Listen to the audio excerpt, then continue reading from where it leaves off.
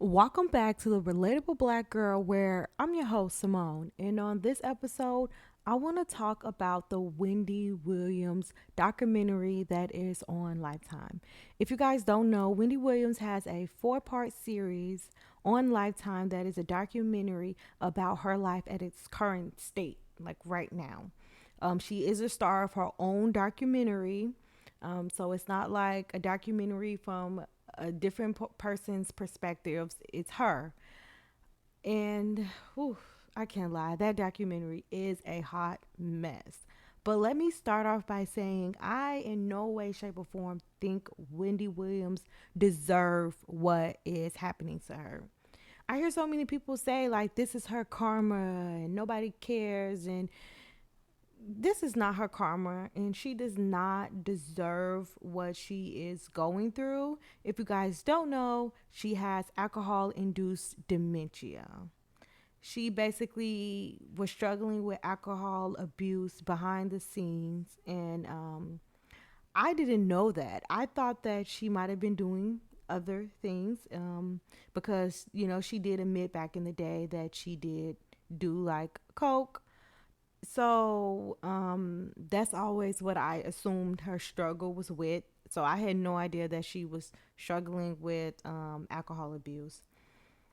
I feel like in the 90s when she had her radio show, of course, I was a kid, so I don't remember her radio show in the 90s and in the early 2000s. I hear a lot of the clips, and I don't think too deeply into it because a lot of those clips from back then, it was like, how was you guys getting away with saying some of the things that they were saying on the radio? And I feel like she grew and matured a lot. Her TV show, The Wendy Williams Show, I feel like it was a really good show. I mean, it was gossip, it was a little messy, but I don't ever feel like she did anything that was really detrimental to anybody's character. And I feel like she did introduce me to a lot of people that I did not know by watching her show. And so that's all I have to say about whether or not she does quote unquote deserves. I feel like what happened to her could happen to anybody, especially because drinking alcohol is such a normalized thing. Like nobody questions people that drinks every day as long as they're getting up and they're going to work and they're fine to work and do things. People start questioning it only once it starts to affect your life, like you no longer can work or you're having problems at work. Then that's when they're like, oh, which sometimes that can be a little bit too late, and I think that's what kind of happened in her case. So in the documentary, she has this publicist. Her publicist is someone that she had known for just a year, that she met through a lawyer when she was trying to get back ownership of her banking account from Wells Fargo. The publicist is such an enabling person. And this is a publicist. This is an educated woman. Most publicists have a bachelor's degree.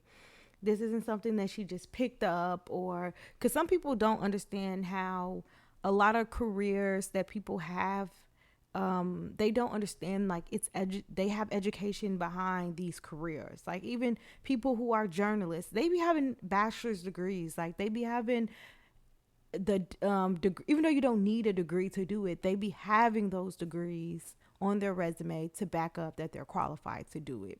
This is an educated woman.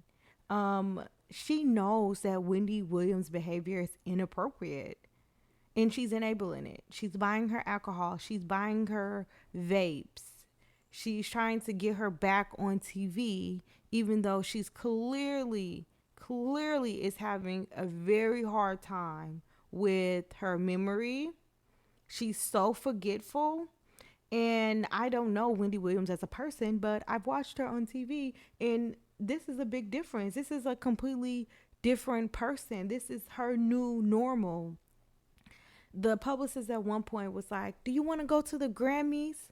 And Wendy Williams said, "What's the Grammys?" Wendy Williams said, "What's the Grammys?" The woman who sits on TV and covers the Grammys, the Emmys, the Oscars every year for years did not know what the Grammys was. And the publicist didn't bat an eye, just explained to her what the Grammys was, and was just like, and it's just like, come on, girl, you're not blind to this. You're not blind. You clearly see that this woman is not in the right state to be working. She needs a nurse. She needs a doctor. She needs a nutritionist. She was so skinny, so small, and this publicist seemed to be spending a lot of time with her. It was like throughout the documentary, it was this ongoing theme where the producers in the background was talking, and they kept talking about how she did not have any food.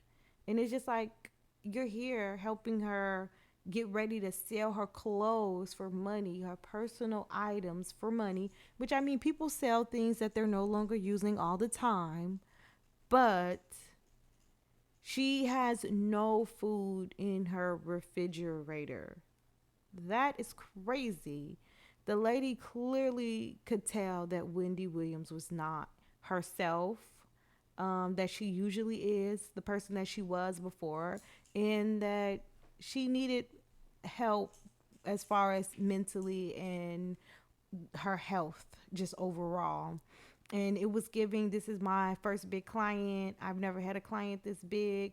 Maybe this is her only client. I don't know. And she definitely was trying to milk it. Now let's get on to the manager. The manager was someone that Wendy met when she was younger or years ago in a club. Her son described him as the jeweler. I don't know what he meant by that, but he was more than just a manager. He seemed to be very involved with her life to the point where he was talking about getting guardianship over her. And again, it just seemed like it was all for money. Doesn't really seem like he really care about Wendy. He's just there for a check. He went and got money out of the bank for her because he set up a separate banking account so her money could go to a different account where she can have control over her money because she doesn't have control over the money at the other bank.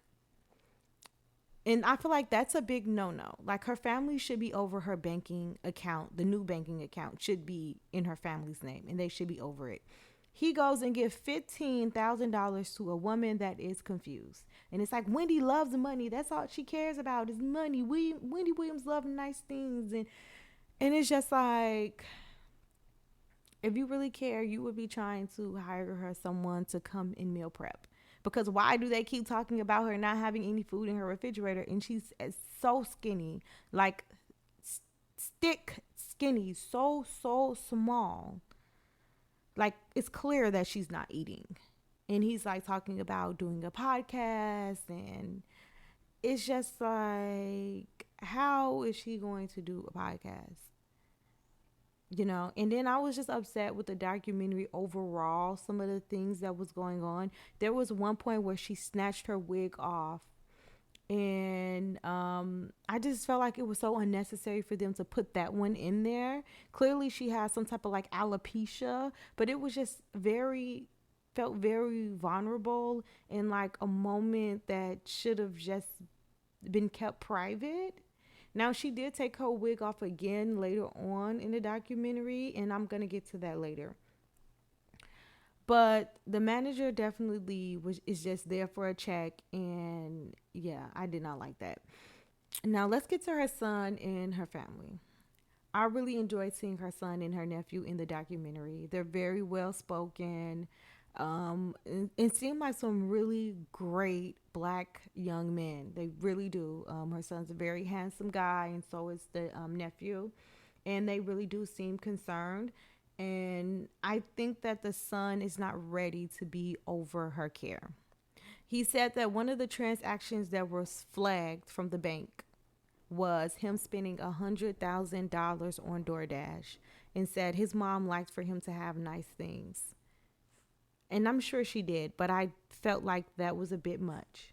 That was too much money on DoorDash. I think some of the transactions he was making on her account is the reason why it was flagged and she ended up getting the guardianship, because yeah, that's too much money to be spending on DoorDash. So no telling what he's spending on other things. I just don't think that he's ready or mature enough to be over her in her account. But he seems like a really great young man.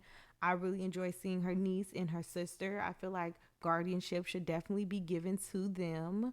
The niece seemed to genuinely really care and be concerned about Wendy and her health. And I feel like they're mature enough to really handle her and her care. Her son is just, he just isn't there yet. Um, it was a point in the documentary where Black China came to see her, and I really loved that moment. And that was another time when she took her wig off, and Black China told her like, and you're still beautiful without it, you still look good without it. Black China had like this little heart to heart moment with her, or should I say Angela White. Angela White had this very like heart to heart moment with her, and it felt very genuine and sincere, and I really love that. Because when you're doing bad, people start to disappear. When people cannot benefit from you, people will disappear out of your life. If you want to get rid of somebody, stop doing things for them and they're gone, okay? So I really love that she came to see her. But throughout the documentary, Wendy Williams was definitely very confused. She was forgetful, and she definitely wasn't the person that we're used to seeing on our TV screen. She's very skinny, and she was very mean to some of the people in the documentary. She had her moments where she made some very unpleasant comments about the publicist, and there was one point when she was getting her nails done and she was a little rude to the nail tech. But I will say, as somebody who worked with people with dementia, like a lot of the things that you might think in your head but you would never say out loud, they don't have that filter anymore. Like they'll just say whatever is on their mind, and they really can't control it or help it, and they will say something that's not so nice to you, and they completely forgot that they even said it. So then they'll come back up to you, and be a completely different person, smiling and happy, even though they might have just been so rude and nasty. And that's really just a part of the condition.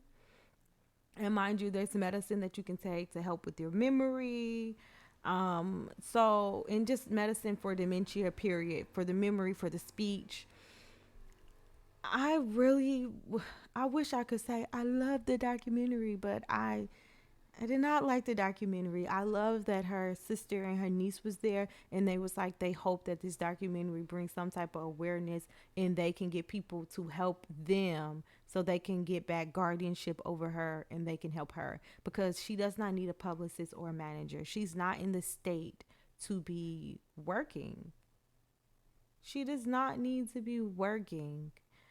And so I really hope that her family gets the guardianship. Uh, the documentary, I don't feel like she was even in her right state of mind to consent to this documentary, to be honest. I really don't. There was this one moment where she wanted to go to the smoke shop and get a vape. And the publicist was going in to get the vape for her. She wanted a certain vape. They didn't have it. She bought her out different options. Wendy Williams was going off on her, tell her to take it back, and this isn't the right shop. And she just kept having them drive around in circles and keep going to the exact same shop. And then would say, oh no, this isn't the right shop. Like clearly this woman is like, she doesn't need to be making decisions for herself, but she also needs people around her that actually cares about her, going to be good to her, to help her. So overall, I give the documentary a 2 out of 10, a 1 out of 5. Like, I really didn't enjoy the documentary, but I do hope that it does bring some type of attention and awareness, and the family is able to get guardianship over her, and they can start working towards getting her in a better situation as far as her health, mentally and emotionally and physically. And I'm really praying for her and really wishing her the best. I hope you guys enjoyed this episode, and I will see you guys next time.